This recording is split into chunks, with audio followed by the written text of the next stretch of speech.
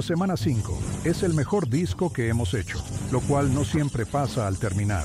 Para cuando los discos salen, normalmente ya les encuentro un defecto. Abril de 2025. El caos estalla después de que la entrevista en vivo de Elvis Costello envía ondas de choque a través del mundo de la música. En unas palabras escalofriantes, expuso un enfrentamiento con Agneta, cantante de ABBA. Y lo que dijo destrozó su imagen, revelando oscuridad. Quizás conoces el breve período a finales de los 70, cuando el punk chocó con el pop.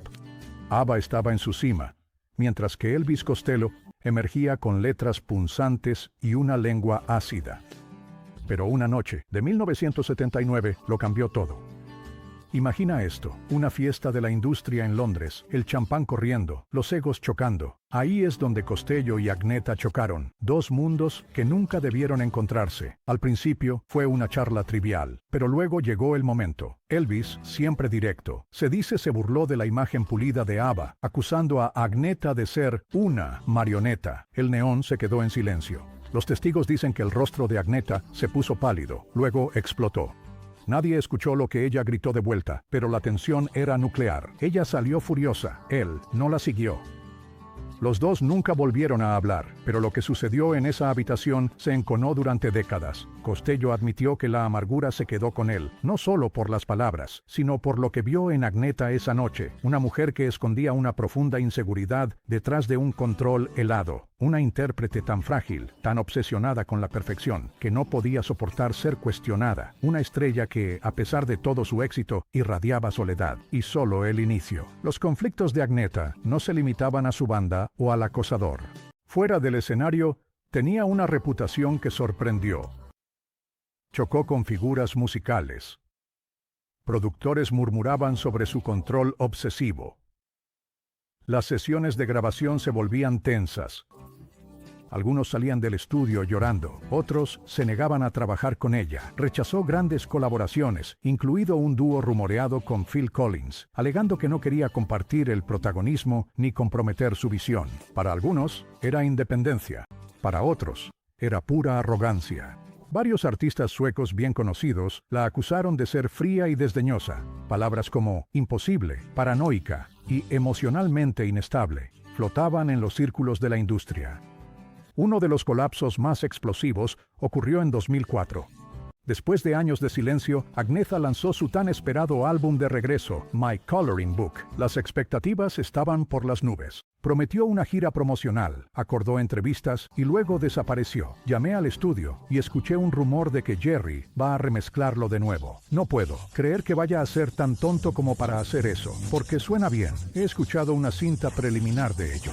Después de pocas apariciones, canceló, sin explicación, sin despedida. Discográfica estaba furiosa. Se habían invertido millones, equipos quedaron en caos.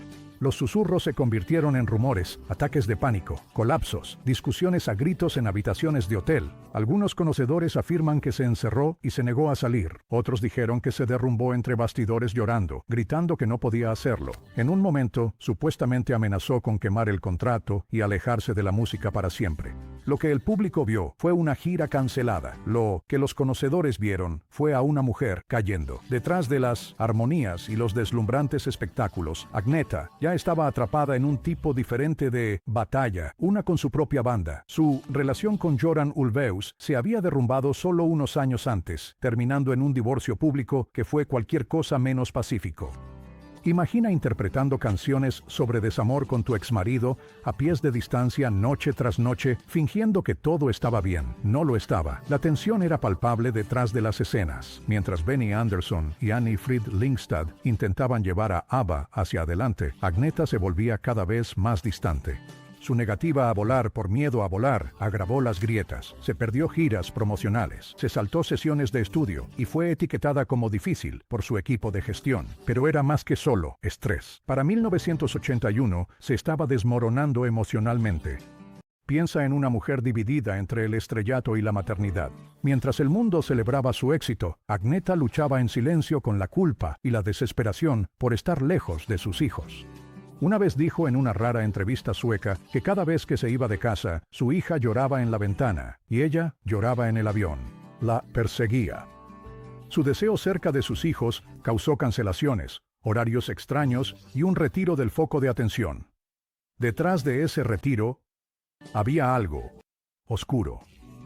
Rumores en Estocolmo hablaban de un colapso en 1982, antes de la separación de ABBA.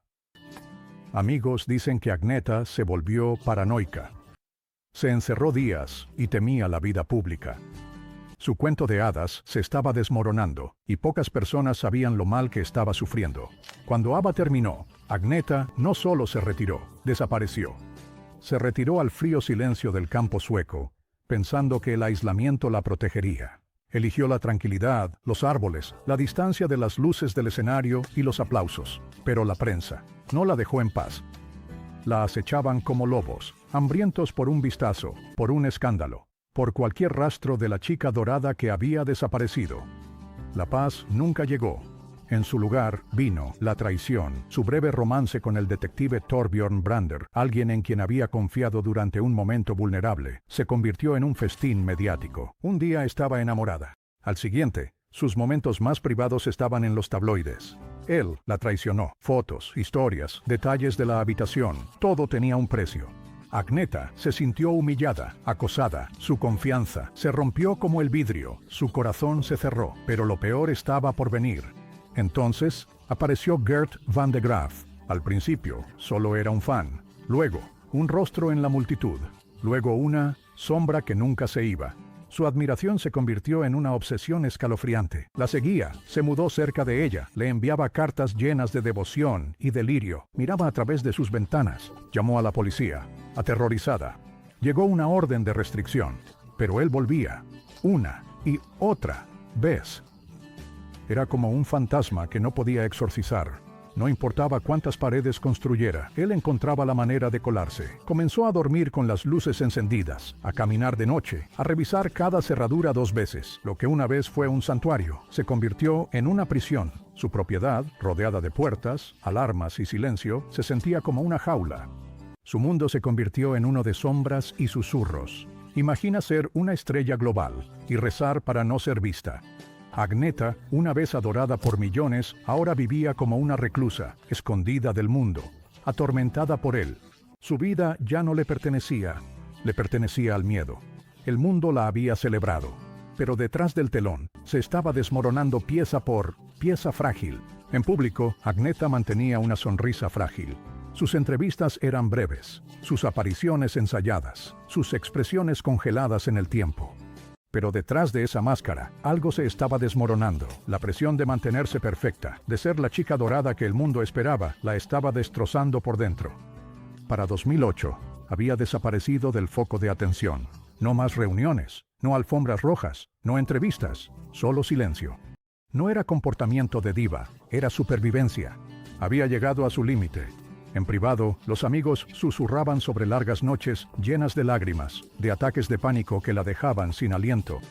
Se negaba a contestar llamadas. Las puertas permanecían cerradas. Incluso los miembros de la familia se mantenían distantes. Agneta, incluso hablar con extraños, se había vuelto insoportable. El mundo había amado su voz, pero nunca escuchó su dolor. Sin embargo, irónicamente, mientras se desvanecía en las sombras, su leyenda solo se hacía más brillante. Los fanáticos se aferraban a la imagen de la inocente rubia de ABBA. Enviaban cartas, flores, dibujos, incluso poemas. Algunos acampaban fuera de su propiedad con la esperanza de verla, pero no conocían a la verdadera Agneta, la mujer detrás del telón, una mujer herida por la fama, traicionada por el amor y atormentada por un pasado que se negaba a dejarla ir. Ella había estado una vez bajo las luces más brillantes, ahora estaba tratando de sobrevivir en la oscuridad.